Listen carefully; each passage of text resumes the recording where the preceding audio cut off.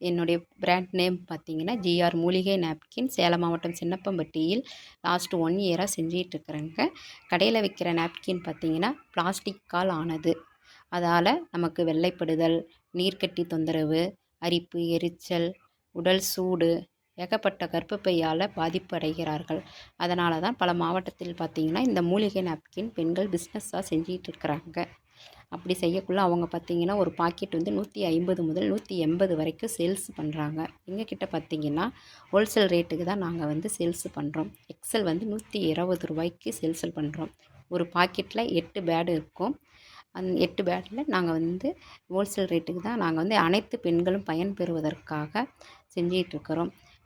இந்த மூலிகை நாப்கின் பார்த்திங்கன்னா, இது வந்து நான் கிளாத்து, பருத்தி பஞ்சு, அண்டர் பேடு.